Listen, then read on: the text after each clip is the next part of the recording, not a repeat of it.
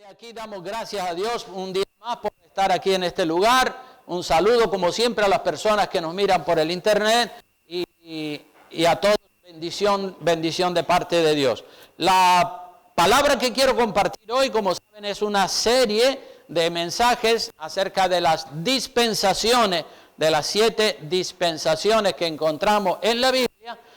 Hemos hablado de la primera, de la segunda, de la tercera y hoy hablaremos la segunda parte de la cuarta dispensación, que se conoce como la dispensación patriarcal o la dispensación de la promesa que Dios le hizo a Abraham, Isaac y Jacob, de que lo bendeciría y lo multiplicaría en gran manera, hasta el punto que su descendencia sería como las estrellas del cielo, como la arena que está en el mar. Así que la semana pasada prediqué acerca de Abraham, ese primer patriarca y padre del pueblo de Israel, quien vivió aproximadamente en el año 2000 antes de Cristo, un poco menos.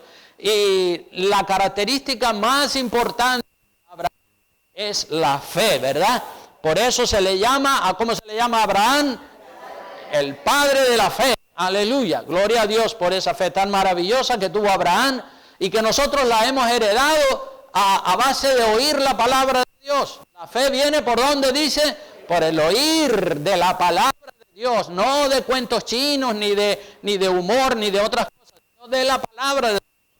Nosotros como hijos espirituales de Abraham tenemos que ser hombres y mujeres de fe como lo fue Abraham. Amén. Y agotaremos los días de nuestra vida, los días que nos quedan de nuestra vida con fe, creciendo y aumentando la fe en la palabra de Dios. Y hermanos, después de la muerte de Abraham, le sucede en la línea patriarcal, le sucede su hijo Isaac. Isaac es el heredero de las promesas de Abraham, porque se fueron transmitiendo de generación en generación. Entonces, Isaac es el hijo de Abraham, hubieron otros, pero Isaac es el hijo de la promesa, el que hereda la promesa, la bendición de Abraham. Isaac se casa con una prima suya llamada Rebeca, la cual era estéril, como fue la madre de Isaac. Y Isaac le ora a Dios por Rebeca y ella concibe gemelos en su seno. Vamos a ver lo que dice Génesis capítulo 25 versículos 21 al 26. Dice así: y oró Isaac a Jehová por su mujer que era estéril, y lo aceptó Jehová, y concibió Rebeca su mujer. Y los hijos luchaban dentro de ella, y dijo: si es así, ¿para qué vivo yo? Y fue a consultar a Jehová. Y le respondió Jehová: 2 naciones hay en tu seno, y 2 pueblos serán divididos desde tus entrañas. Un pueblo será más fuerte que el otro pueblo, y el mayor servirá al menor. Cuando se cumplieron sus días para dar a luz, he aquí había gemelos en su vientre. Y salió el primero rubio, y era todo velludo como una pelliza, y llamaron su nombre Esaú. Después salió su hermano, trabada su mano al calcañar de Esaú, y fue llamado su nombre Jacob. Y era Isaac de 60 años cuando ella los dio a luz. O sea que ella estaba entrando en años también. Entonces aquí vemos que ahí está y Esaú. Estos 2 varones, Jacob y Esaú, siempre estuvieron enfrentados el uno contra el otro. Aún en el vientre de su madre ya se peleaban ellos allá adentro. Y Jacob era espiritual y Esaú no, Esaú era carnal. Jacob y Esaú se peleaban, como hemos dicho, en el seno de su madre. Antes de nacer estaban enfrentados continuamente y siguieron enfrentados en vida, y su descendencia también siguió enfrentada. Y Jacob era un hombre que buscaba las bendiciones de Dios. Esaú, por el contrario, no valoraba el privilegio que tenía por haber sido el primero y por ser el primogénito y tener más derechos que su hermano Jacob. Porque Jacob era el segundo, Esaú era el primero. Entonces el derecho de la primogenitura lo tenía Esaú. Esaú vendió el derecho de la primogenitura por un plato de lentejas, dice la palabra de Dios. Fíjense ustedes en lo poco que él valoraba esa tremenda bendición que reposaba sobre sus lomos. Si vamos a Génesis capítulo 25, versículo 27 en adelante, dice: y crecieron los niños, y Esaú fue diestro en la casa, hombre del campo, pero Jacob era varón quieto, habitaba en tiendas. Y amó Isaac a Esaú. Padre amaba a Esaú porque comía en su casa. Mas Rebeca amaba a Jacob. Y guisó Jacob un potaje. Y volviendo Esaú del campo, cansado, dijo a Jacob: te ruego que me des a comer de ese guiso rojo, pues estoy muy cansado. Por tanto fue llamado su nombre. Y Jacob: véndeme en este día tu primogenitura. ¿Ves? Ya Jacob anhelaba la bendición de la primogenitura que la tenía Esaú por haber nacido el primero. Entonces dijo Esaú: he aquí yo me voy a morir, ¿para qué pues me servirá la primogenitura? Y dijo Jacob: júramelo en este día. Y él le juró, y vendió a Jacob su primogenitura. Entonces era un trueque, un cambio. Tú me das la primogenitura y yo te doy el plato de potaje. Entonces Jacob dio a Esaú pan y del guisado de las lentejas. Y él comió y bebió y se levantó y se fue. Así menospreció Esaú, ¿qué cosa? La primogenitura. La menospreció de esa manera por un simple plato de lentejas. No la estaba valorando. Jacob, hermanos, representa a los cristianos espirituales, los que aman la oración, los que aman la Biblia, los que aman el estudio de la palabra, la adoración, la meditación, las cosas espirituales. Así era Jacob, buscando siempre lo espiritual, bendiciones espirituales, y como las bendiciones espirituales le pertenecían a Esaú por él ser el primogénito, pues Jacob quiere bendiciones espirituales. Esaú, por otro lado, representa a los cristianos carnales, a los que aman las cosas del mundo, lo que le da placer a la carne, la buena comida, la vida, los entretenimientos mundanos y todo lo que la carne desea. Eso es representado en Esaú. Esaú lo que tenía era hambre y quería comer. Las cosas espirituales para él no tenían ningún valor. Para él lo que tenía valor era satisfacer sus apetitos carnales. Y Jacob le roba la bendición de su padre a su hermano Esaú, y se queda con la herencia espiritual de Abraham y de Isaac, y se convierte Jacob en el tercer patriarca. Tenía que haber sido Abraham, Isaac y Esaú, pero ahora las cosas han cambiado. Ahora ya no es Abraham, Isaac y Esaú, ahora es Abraham, Isaac y Jacob, ¿verdad? Porque Jacob cogió la herencia espiritual. Esaú, como digo, vendió por un plato de lenteja el derecho de la primogenitura. No pensaba en la vida espiritual. Esaú no pensaba en la vida espiritual, solamente pensaba en llenar su estómago, porque era un carnal. La carne. Jacob, cuando robó el derecho de la primogenitura, lo hizo pensando que él era el dueño de ese derecho, porque lo había intercambiado con su hermano por un plato de lentejas. Jacob le dio el plato de lentejas y Esaú le entregó la primogenitura. Entonces no fue un robo, sino que fue un truque. Tú me das esto, tú me das la lenteja y yo te doy el derecho de la primogenitura. Así que no fue un robo, fue apropiarse de una bendición que Esaú había menospreciado y la había cambiado por el plato de lentejas. Entonces, Isaac, estamos hablando del segundo patriarca de Isaac, ¿verdad? Pero a ese patriarca se le conoce también como el cavador de pozos.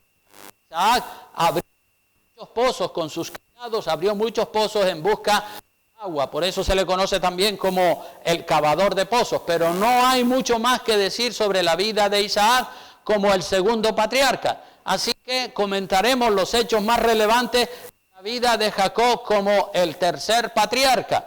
Jacob tiene un sueño. Jacob tiene un sueño donde Dios le habla y le confirma que lo va a bendecir muchísimo como el heredero de la bendición de Abraham y de Isaac. Y en Génesis capítulo 28, versículo 10, dice así: salió pues Jacob de Beerseba y se fue a Harán, y llegó a un cierto lugar y durmió allí, porque ya el sol se había puesto, y tomó las piedras de aquel paraje y puso a su cabecera y se acostó en aquel lugar. Y soñó, y he aquí una escalera que estaba apoyada en tierra y su extremo tocaba en el cielo. Y he aquí ángeles de Dios subían y descendían por ella. Y he aquí Jehová estaba en lo alto, el cual dijo: yo soy Jehová, el Dios de Abraham tu padre y el Dios de Isaac. La tierra en que estás acostado te la daré a ti y a tu descendencia. Dios confirma que Jacob era el heredero legítimo de la promesa que Dios le había hecho a su abuelo Abraham y a su padre Isaac. Y le dice en el verso 14: será tu descendencia como el polvo de la tierra, y te extenderás al occidente, al oriente, al norte y al sur, y toda la familia de la tierra serán benditas en ti y en tu simiente. Lo mismo que le había dicho a Abraham. He aquí yo estoy contigo, y te guardaré por donde quiera que fueres, y volveré a traerte a esta tierra, porque no te dejaré hasta que haya hecho lo que dicho. Y despertó Jacob del sueño y dijo: ciertamente Jehová está en este lugar y yo no lo sabía. Y tuvo miedo y dijo: cuán terrible es este lugar, no es otra cosa que casa de Dios y puerta del cielo. Y se levantó Jacob de mañana y tomó la piedra que había puesto de cabecera y la alzó por señal y derramó aceite encima de ella. El nombre de aquel lugar Betel, aunque era el nombre de la ciudad, aunque Luz era el nombre primero. Entonces, aquí tenemos a Jacob que ve una escalera en ese sueño que está soñando, ve una escalera que llega de la tierra hasta el cielo. Y al final de esa escalera está Dios. Dios le habla a Jacob y le da una revelación. Le revela que él es el heredero legítimo de la promesa de su abuelo Abraham y de su padre Isaac. Y Jacob está ahí sorprendido, asombrado. Jacob ha tenido una revelación que le produce una revolución, y esa revolución le lleva a tomar una resolución. La revelación la tenemos en los versículos 10 al 15. Te voy a bendecir en gran manera. Y esto es algo revelado directamente de Dios a Jacob. ¿Verdad que cuando Dios nos dice: te voy a bendecir tremendamente y vas a ser un varón, una mujer de Dios? Pues uno se queda con esa revelación, se queda uno súper emocionado. Eso nos revoluciona, ¿verdad? En los versículos 16 al 19 tenemos la revolución. Jacob, después de la revelación, está revolucionado, está excitado, emocionado, asombrado, lleno de gozo, de un gozo desbordante, de alegría.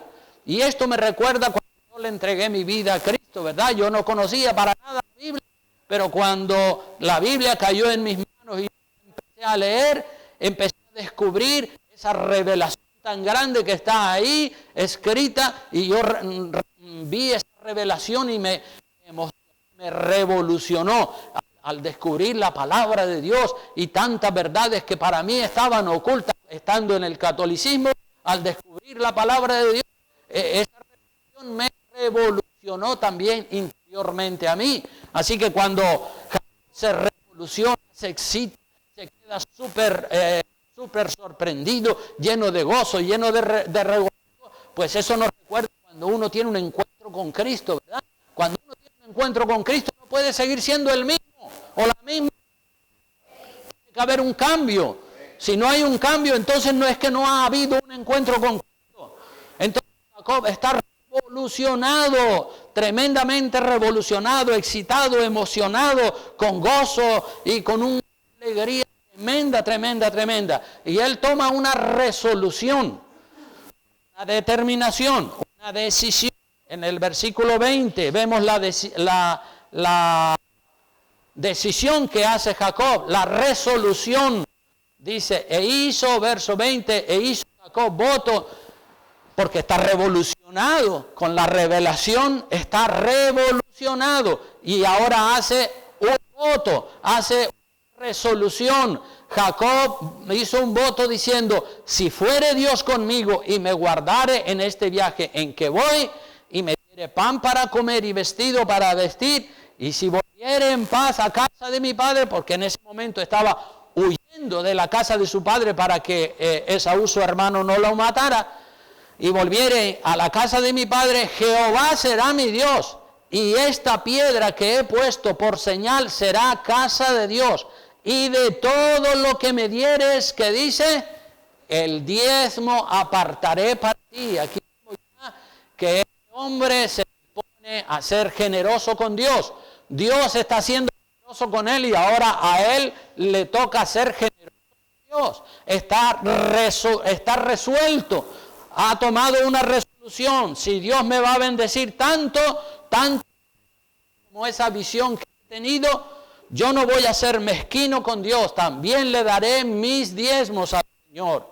Hermanos, cuando nosotros valoramos lo que Dios ha hecho y lo que Dios nos ha prometido a nosotros, que Dios nos ha prometido la mansión celestial, Dios nos ha prometido el reino de los cielos, nosotros tenemos el deber de volvernos dadivosos con Dios, dándole a Dios nuestro tiempo, nuestros dones, nuestros talentos, nuestro dinero, porque si no es que no ha habido nada, no ha sucedido nada, no ha habido una revelación. Pero fíjate lo que produjo esta revelación, produjo una revolución en los sentimientos de Jacob, y Jacob ya no es el que era, ahora es un hombre dispuesto para servir al Señor y para darle a Dios sus diezmos, su tiempo, todo lo que Dios le pida. En lo que uno le da a Dios es donde se ve el agradecimiento que tenemos. En lo que usted le da a Dios, no en lo que usted recibe de Dios, sino en lo que usted le da a Dios, es donde se ve si usted es agradecido o es mal agradecido con lo que Dios le ha dado a usted. Porque las promesas que Dios nos ha dado a nosotros son enormes, maravillosas. ¿Y qué le damos nosotros a cambio? Pues muchas veces ni la gracia, ¿verdad? Esaú era un mal agradecido, no valoró la bendición y terminó perdiendo la bendición. Las personas mal agradecidas que no le corresponden a Dios en la medida que deberían de corresponder, son unos mal agradecidos y terminan después perdiendo la bendición como perdió Esaú. Jacob era muy agradecido y Dios le da más bendiciones. Mira, la Biblia dice que al que tiene se le dará y tendrá más. Al que tiene se le dará y tendrá más. Y al que no tiene, dice la Biblia, aún lo que tiene se le quitará. Así que te conviene y nos conviene a todos tener para dar, no para recibir, sino para dar. Porque cuando damos, Dios dice, este es generoso, pues toma más para que siga repartiendo. Pero cuando damos a Dios lo que le tenemos que dar, entonces Dios también cierra el grifo y dice, a este no se le puede dar nada porque es un mezquino. Jacob, en obediencia a su padre, porque Jacob tenía eso también, que era obediente a su padre, y su padre le había dicho, vete a la casa de los antepasados para que te encuentres una esposa como Dios manda. Y Jacob, en obediencia a su padre, se casó con Lea y con Raquel, que eran dos hermanas, que eran también a su vez sus primas hermanas. Y también se casó con las esclavas que tenían Lea y Raquel, que eran sus primas, y ellas también tenían esclavas que su padre le había dado. En total, Jacob se casó con 4 mujeres, y de esas 4 mujeres nacen 12 hijos, que serían los futuros patriarcas de las 12 tribus del pueblo de Israel. Vamos a ver el gráfico, si por favor el gráfico está listo para miradita al gráfico. Si me lo puede quitar los textos y el gráfico. A ver si lo hace, y así echamos una miradita a las dispensaciones. ¿Sí? No sé. Ponerme el gráfico, por favor. El gráfico con las dispensaciones. Como decía, Jacob, en obediencia a su padre, se casa con Raquel, que eran sus primas hermanas, y de esas 4 mujeres, Jacob obtiene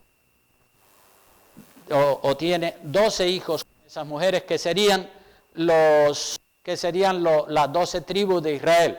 Ahí podemos ver que estamos predicando acerca de la 4ª dispensación, la dispensación patriarcal. Se le conoce como el nombre de la promesa. Y ahí vemos el primer patriarca, que se llamó como Abraham, el segundo fue Isaac, y el tercero fue Israel. Primero se llamaba Jacob y Dios le cambia el nombre y ahora es Israel.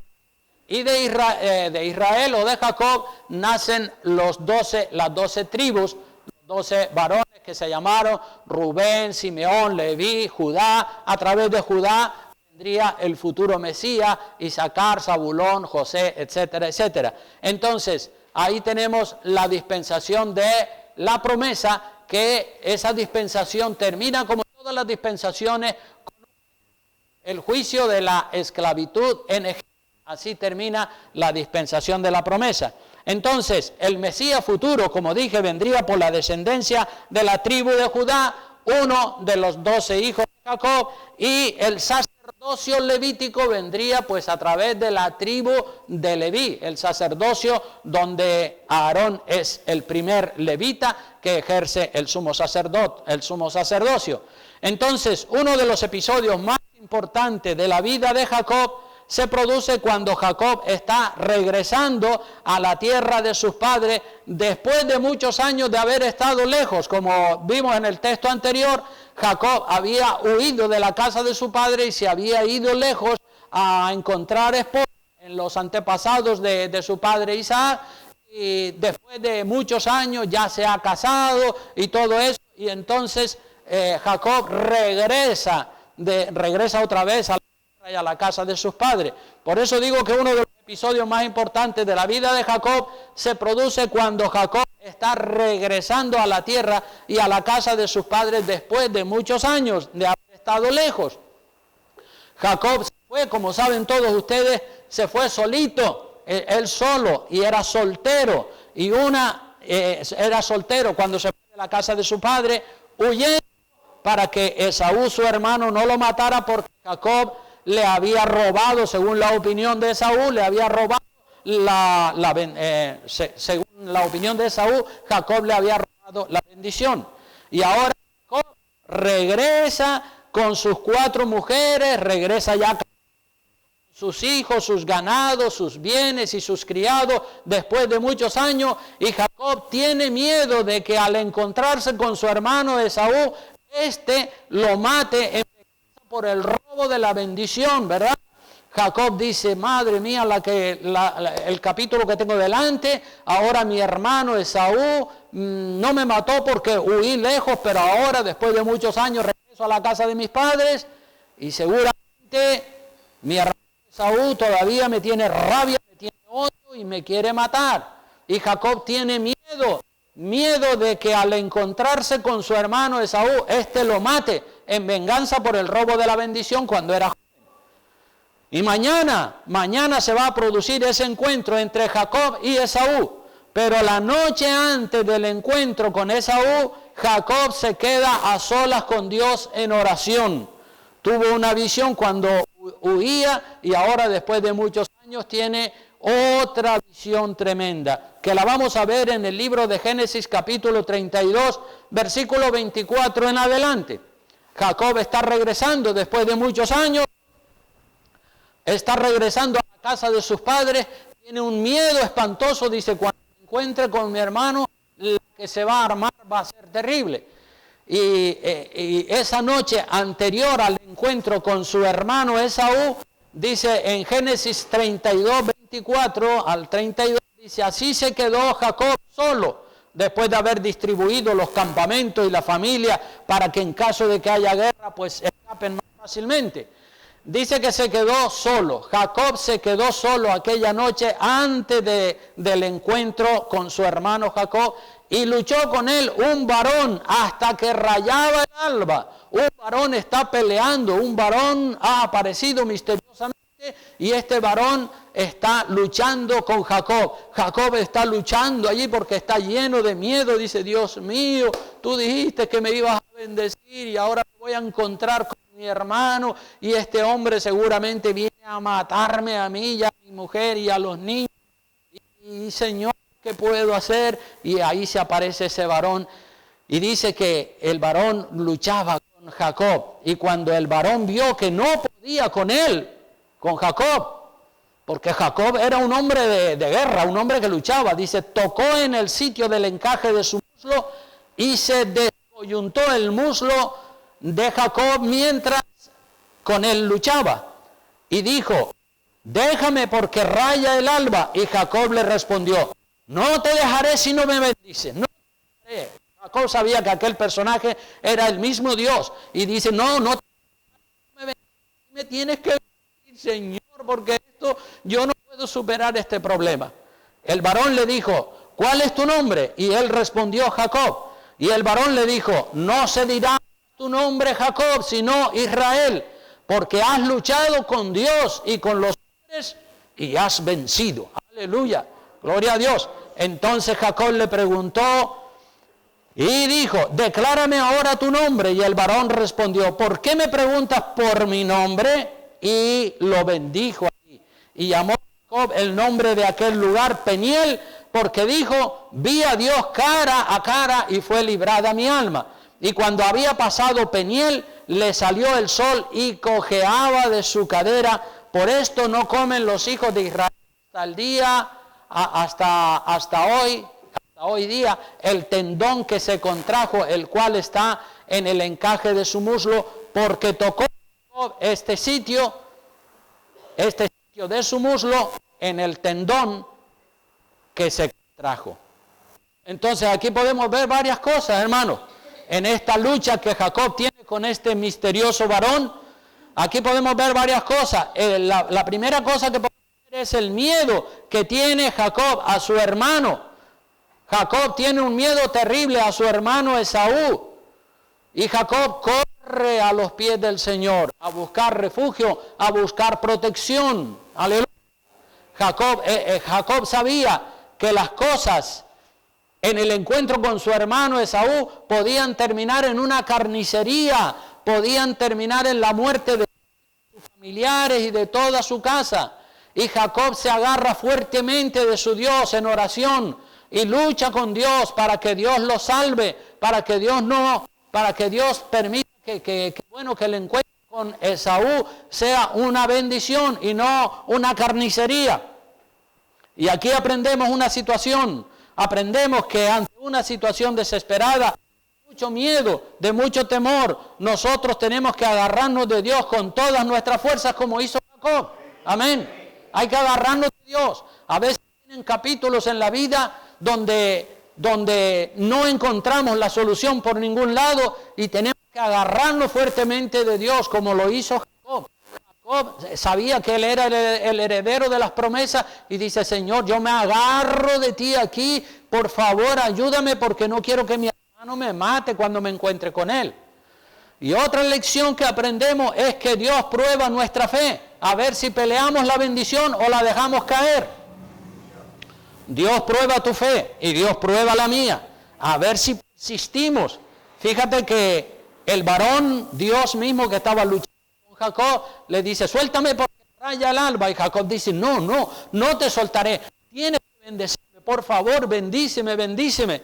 Entonces, en esta lección aprendemos que Dios prueba nuestra fe, a ver si peleamos la bendición. Hay muchas personas que pueden adueñarse, apropiarse de una bendición, pero la dejan caer por no luchar. Tenemos que luchar. La vida del cristiano lucha continua. Ya lo dijo Jesucristo, en el mundo tendremos lucha, problemas, dificultades, aflicciones. La bendición tiene un alto valor y hay que luchar en oración para conseguirla, hermanos. Si no oramos y si no clamamos y si no nos agarramos con toda nuestra fuerza del Señor, la bendición se pierde. Y Jesucristo también tuvo una lucha, una tremenda lucha en el huerto de Getsemaní, hasta el punto de sudar sangre. Fíjate si luchó el Señor Jesucristo. Vea lo que dice Lucas capítulo 22. Así que no se canse de luchar. Cuando hayan problemas fuertes, luche y al final va a tener la victoria si lucha con legitimidad. Lucas capítulo 22, versículo 39 al 46. Jesucristo se encuentra ante una encrucijada. Dice, y saliendo se fue, verso 39, capítulo 22 de Lucas. Dice, saliendo se fue como solía al monte de los olivos y sus discípulos también le siguieron. Cuando llegó a aquel lugar les dijo, orad que no entréis en tentación. Que le echaran una mano porque iba a tener una lucha tremenda en el huerto de Getsemaní. Y él se apartó de ellos a distancia como de un tiro de piedra. Y puesto de rodillas, ¿qué hizo? Oró, diciendo, Padre, si quieres para mí esta copa, el calvario, la crucifixión, Dios mío, pasa de mí esa horrible, esa amarga copa. Pero mira la lucha que él tenía. Por un lado, la carne dice, eso va a ser horrible, eso va a ser espantoso. Pero por otro lado, él sabía que esa era la voluntad del Padre y finalmente dice, pero no sea mi voluntad, sino la tuya. Si tengo que pasar por este calvario, voy a pasar porque amo a mis hermanos y los quiero salvar. Aleluya. Y se le apareció un ángel del cielo para fortalecerle. Aleluya. Y estando en agonía, oraba más intensamente. Y fíjate si era intensa la agonía, que su sudor era como grandes gotas de sangre que caían hasta la tierra. Sudar sangre. Uy, qué lucha más terrible. Y cuando se levantó de la oración y vino a sus discípulos, ¿cómo los halló? Durmiendo a causa de la tristeza. Y les dijo, ¿por qué dormís? Levantaos y orad para que no entréis en tentación. Y esa es la asignatura pendiente de muchas personas, la oración. La oración es una lucha, hay que orar, hay que buscar el rostro del Señor, busca la mejor hora, busca el mejor día, dedícale tiempo a Dios en oración, no vivas un cristianismo de ritos y de ceremonias, vive un cristianismo vivo, una relación con Dios, aleluya. Y no estoy diciendo, hermanos, no estoy diciendo que todos los días vamos a tener luchas terribles, como luchas a vida o muerte, como la que tenía Jacob con el mismo Dios, o como la que tenía Jesucristo, Jacob o Jesucristo. Pero de vez en cuando, hermanos, de vez en cuando sí tendremos luchas terribles. De vez en cuando vamos a tener luchas terribles con nosotros mismos o con algún familiar o con algún problema que se nos presente. Vamos a tener luchas terribles. Jacob en su lucha espiritual con Dios logró la victoria y obtuvo el premio de salvar su vida y de salvar la vida de toda su familia. Cristo al morir en la cruz salvó mi vida, salvó la tuya de una muerte espiritual. Amén. Dice la Biblia en Mateo 11:12, dice, desde los días de Juan el Bautista hasta ahora, el reino de los cielos sufre violencia. ¿Y quiénes son los que lo arrebatan? Los valientes, lentos, determinados, decididos, como era Jacob y como era el Señor Jesucristo, Pablo y tantos otros personajes de la palabra de Dios. El reino de los cielos se hace fuerte, las bendiciones hay que ganarlas a base de lucha, de perseverancia, de constancia, de brazos cruzados no vamos a ganar ninguna bendición, hermanos. Hay que envolverse, hay que involucrarse en serio. Dice también la Biblia en 1 Samuel capítulo 2 versículo 30, Dios hablándole a Elí el sumo sacerdote, uno de los sumos sacerdotes en el Viejo Testamento. Dice, por tanto, verso 30 del capítulo 2 de Primera de Samuel, dice, por tanto Jehová, el Dios de Israel, dice, yo había dicho que tu casa y la casa de tu padre andarían delante de mí perpetuamente, mas ahora ha dicho Jehová, nunca yo tal haga, porque el comportamiento de Elí había descendido y era un fracaso como sacerdote. Nunca yo tal haga, porque mire lo que dice las últimas líneas de este versículo, porque yo honraré a quien dice, a los que me honran, y los que me desprecian, ¿qué pasará con ellos? Mantenidos en poco. Si tú tienes en poco las cosas de Dios, Dios también te va a tener en poco a ti. Entonces, hermanos, Dios honró y le cambió el nombre a Jacob. Su nuevo nombre ahora es Israel, que significa el que prevalece con Dios. El que prevalece con Dios.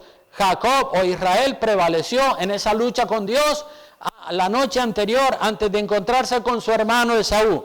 Después de la lucha viene la victoria y se produce la bendición, se produce la reconciliación. Y Jacob y Esaú se encontraron al siguiente día y todo fue hermoso. Reinó la paz, reinó las lágrimas. Jacob y Esaú se abrazaron, lloraron juntos, se perdonaron los resentimientos que había del uno contra el otro y se hicieron otra vez amigos y el pasado ya quedó en el olvido. Qué bonito, ¿verdad? Cuando hay una victoria en oración, después la relación con las personas se vuelve otra vez a la restauración, a la reconciliación. Si usted quiere tener victorias espirituales, lo primero que debe hacer es luchar por conseguirla, hermano. No hay victoria si antes no hay una lucha en oración. Repito, no hay victoria si antes no hay una lucha en oración. Hay victorias que se consiguen orando y orando. Pero hay victorias que se consiguen con un cambio de mentalidad. Porque a veces tenemos mentalidades equivocadas, conceptos en nuestra cabeza, conceptos que están fuera del orden de Dios, porque nos han enseñado mal, porque no nos han instruido como dice la palabra de Dios. Entonces hay victorias que se consiguen orando mucho y hay otras victorias que se consiguen con un cambio de mentalidad. Cuando uno descubre la palabra de Dios en su totalidad, uno dice, uy, pues yo estaba equivocado, mira lo que me dice la palabra de Dios aquí. Otras victorias se consiguen con un cambio de actitud, porque sabemos lo que Dios quiere, pero no lo hacemos porque tenemos una actitud. Por eso hay victorias que se consiguen con un cambio de actitud. Si no hay cambios a mejor, no hay avances espirituales. Tiene que haber cambios a mejor. Mejorando lo mejorable, tenemos nosotros como lema. Mejorando lo mejorable. No hay ese espíritu de lo mejorable, te vas a quedar estancado para el resto de tu vida, fracasado. Otro episodio, hermano, de la vida de Jacob, digno de mencionar, es la historia de José, el hijo de Jacob. José fue vendido por sus hermanos como un esclavo, como saben todos ustedes, para ser llevado a Egipto y vendido allí. Los hermanos de José lo vendieron por 20 piezas de plata. Le hicieron creer a Jacob, su padre, que una fiera había devorado a José. Mentiras, ¿verdad? La vida de José, el hijo de Jacob, tiene mucho que enseñarnos a nosotros. Uno de los personajes más humildes, más perdonadores que encontramos en la Biblia es José, el hijo de Jacob. Un varón lleno del Espíritu Santo, un varón que es tipo de Jesucristo también, figura de Cristo, porque José fue vendido como lo fue el Señor Jesucristo. Jesucristo fue vendido por Judas Iscariote y José fue vendido por sus propios hermanos. José fue un hombre de Dios, lleno de integridad, lleno de buenos principios. José no abandona a Dios a pesar de las cosas malas y de las cosas desagradables que le están sucediendo. José sigue adelante. José tenía los ojos puestos en el Dios del cielo. José no abandona a Dios a pesar de las cosas duras y desagradables que le han sucedido. Dios no tiene culpa de las cosas duras o desagradables que te puedan suceder a ti o a mí. Dios no tiene la culpa. A veces nos suceden cosas malas, hermanos. A veces nos suceden problemas, cosas desagradables. Y muchas veces nos suceden esos problemas porque nosotros mismos los hemos provocado. Y son la culpa, son nuestra culpa, son las consecuencias de nuestras decisiones erróneas. Yo he tenido problemas por haberme equivocado y por no haber hecho las cosas como Dios manda. Y uno recibe las consecuencias de esos errores que uno ha cometido. Otras veces suceden cosas malas y cosas desagradables y no son culpa nuestra. Es culpa de otras personas, de otros que son unos malhechores. Y cuando la culpa de algo malo que nos sucede es nuestra, si somos humildes, lo reconocemos y decimos, bueno, me equivoqué, metí la pata y asumimos las consecuencias de ese error que cometimos. Cuando somos humildes, hay personas que son orgullosos y aunque saben que han tenido la culpa, no lo admiten, porque son tercos y obstinados. Pero cuando la culpa de algo malo que nos sucede es de otros, entonces nos tiramos las manos a la cabeza y decimos, ¿por qué? ¿Por qué? ¿Por qué? Y algunos y algunas hasta se enfadan con Dios y Dios no tiene la culpa de nada. Dios no tiene la culpa de nada. En la vida de José, hermanos, sucedieron varias cosas malas y dolorosas y no eran la culpa de José. Por ejemplo, ¿de quién fue o de quién es la culpa de que José fuera vendido por sus hermanos? ¿De José o de sus hermanos? De sus hermanos. ¿De quién fue la culpa de que metieran a José en la cárcel en Egipto? ¿Fue culpa de José o de quién fue culpa? De la mujer de Potifar, el capitán de la guardia de Faraón. Ella acusó falsamente a José y le dijo a su marido que José había intentado violarla a ella cuando era todo mentira. Y José termina con sus huesos en la cárcel en Egipto. Porque la mujer de este capitán lo acusó falsamente. José había sido vendido por sus hermanos.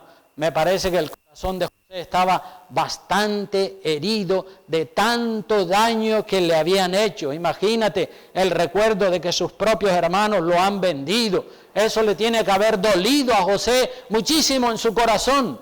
Y ahora encima de uno y el otro. Todas las pulgas van al perro flaco, como dice el refrán por ahí, ¿verdad? Y muchas cosas malas y bastante dolorosas le sucedieron a José por culpa de otros, no por culpa suya, sino por culpa de otros. Pero José sabía que Dios no tenía la culpa. José nunca le echó la culpa a Dios de sus problemas, como hacen algunos, como hacen algunas. ¿Y por qué? ¿Y por qué? ¿Y por qué? José nunca protestó o le reclamó a Dios. No reclamarle.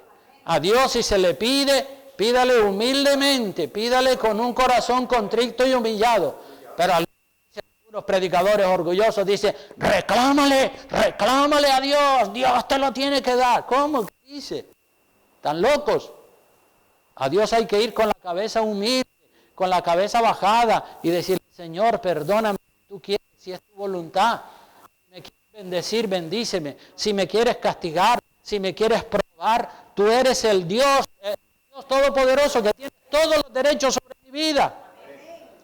Así que José nunca le protestó, nunca le reclamó a Dios nada porque no le hubiera librado de tantos problemas.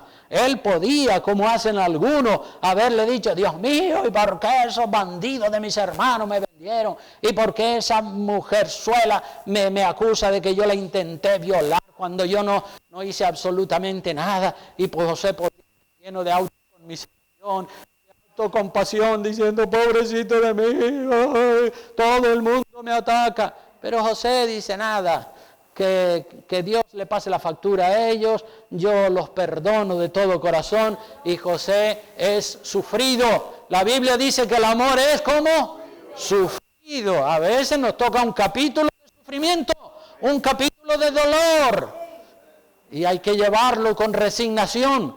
Si es la voluntad de Dios, si no es la voluntad de Dios, pues oramos para que lo quite. Entonces todo en la vida tiene propósito, hermano, tanto las cosas agradables como las cosas desagradables. Todo en la vida tiene propósito. Dice un refrán que hay por allí que a mí me gusta mucho, que dice: Dios escribe derecho en renglones torcidos. Dios escribe derecho en renglones torcidos. Quiero decir con esto que Dios le dio la vuelta a todas las cosas malas que los demás habían hecho en contra de José. Dios le da la vuelta a la tortilla, y todas las cosas malas que los demás habían hecho en contra de la vida de José, ahora se vuelven una bendición. Dios escribe derecho en renglones torcidos. Dios sacó a José de la cárcel y lo puso de primer ministro en todo el país de Egipto. Dios levanta los... La gente quiere que todo sea de color de rosas, pero no es así. La vida no es color de rosas, la vida tiene de todo, tiene capítulos dulces, tiene capítulos amargos como la hiel. Y si nos toca uno de los amargos, pues hay que sufrirlo. Y le oramos, decirle: Señor, dame fuerzas para llevar este dolor, o este sufrimiento, o esta situación, dame fuerza. Porque a veces le pedimos a Dios que lo quite, ¿verdad? Pablo también tenía un aguijón y le había dicho: Dios mío, quítame ese aguijón. Dios dice: no te lo voy a quitar. Te lo vamos a dejar ahí porque eso te mantiene humilladito, eso te mantiene quebrantado, eso te mantiene sin orgullo. Pero si te quito ese aguijón, pues el orgullo se te va a subir a la cabeza y entonces te vas para el infierno. Más te vale sufrirlo y aguantarlo y soportarlo y decir: hágase tu voluntad, como dijo el Señor Jesucristo, ¿verdad? Pero la gente quiere que todo sea color de rosa, pero no es así, porque la vida tiene de todo, capítulos dulces, capítulos amargos. Y yo le oro a Dios y le digo: Señor, que pase lo que tenga que pasar, porque a veces uno presiente que va a venir un problema familiar, laboral, económico, de salud, de lo que quiera que sea, y decimos: ay, Señor, Señor. Yo le oro a Dios y le digo: Señor, que pase lo que tenga que pasar. Dios sabe lo que va a suceder en tu vida y lo que va a suceder en la mía. Entonces, que se haga la voluntad de Dios. Si Dios me quiere pasar por un capítulo amargo como pasó Job y tanto, pues que sea la voluntad de Dios.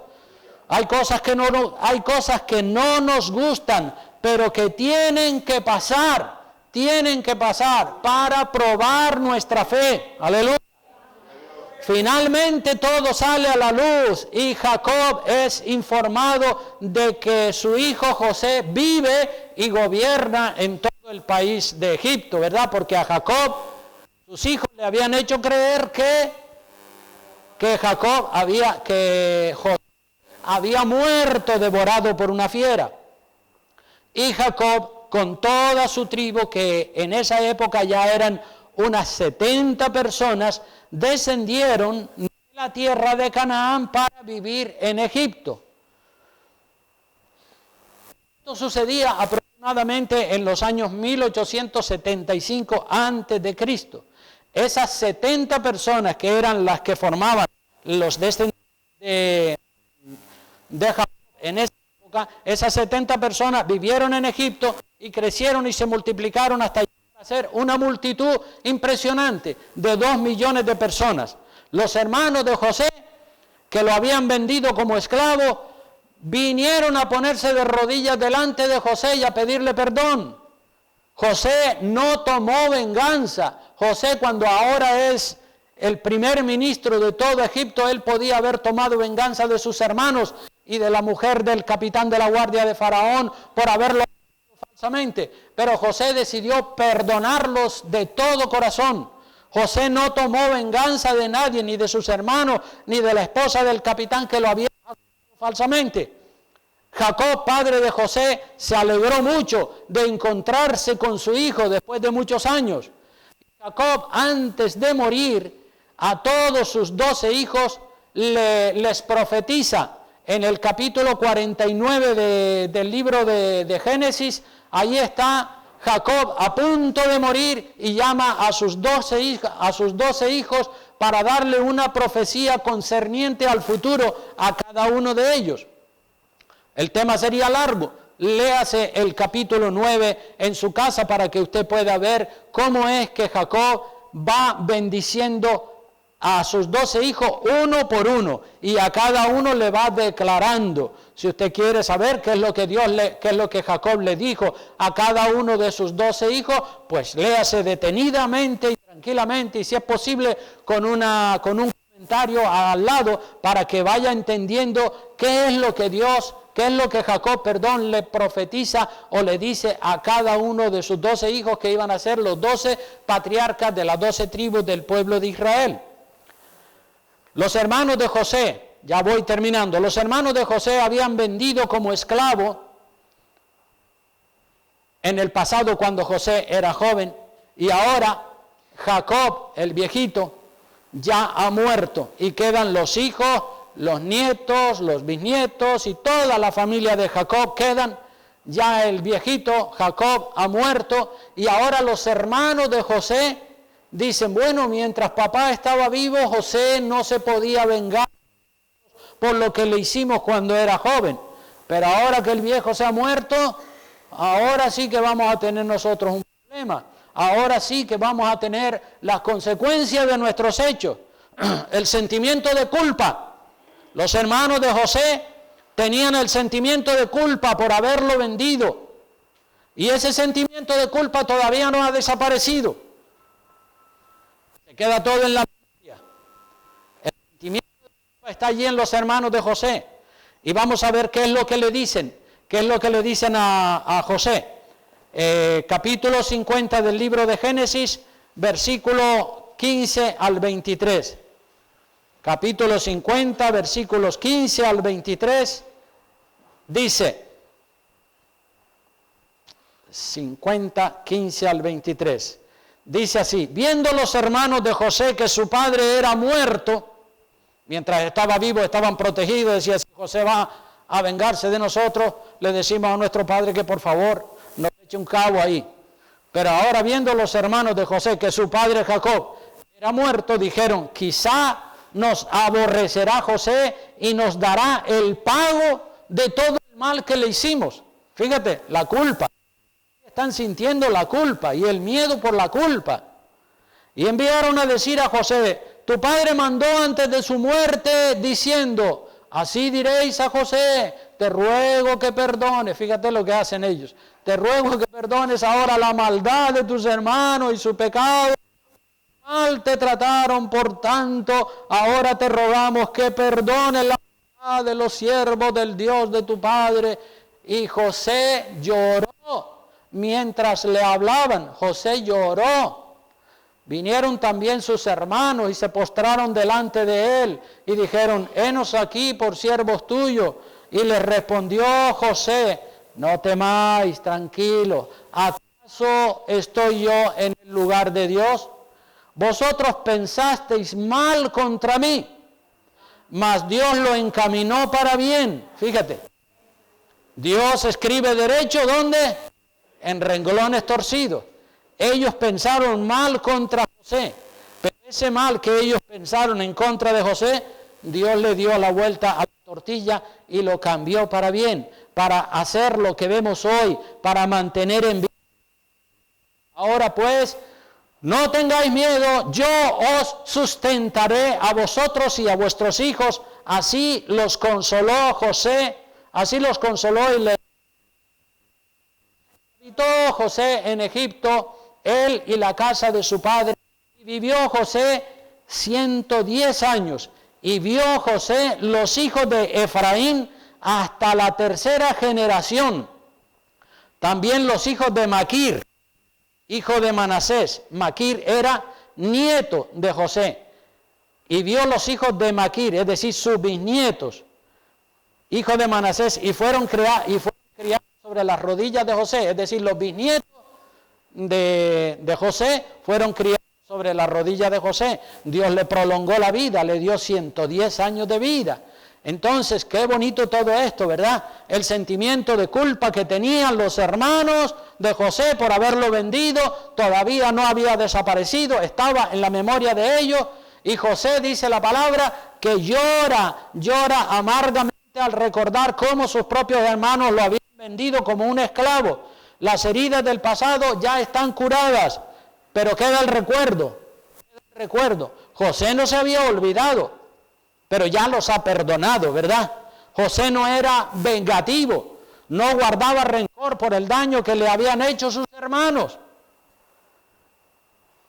Todos en la vida hemos sido dañados por alguien, ¿verdad? ¿Cuántos aquí han sido dañados o ofendidos por alguien, verdad? ¿Y te ha dolido mucho lo que te han hecho, sí o no? Sí, claro que nos duele, porque no somos robots ni somos hierro.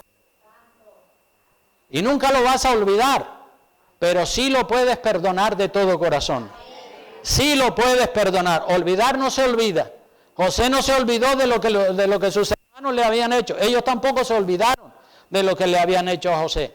Olvidar no se olvida nunca porque se queda ahí registrado en la memoria. Pero sí que se puede perdonar. Amén.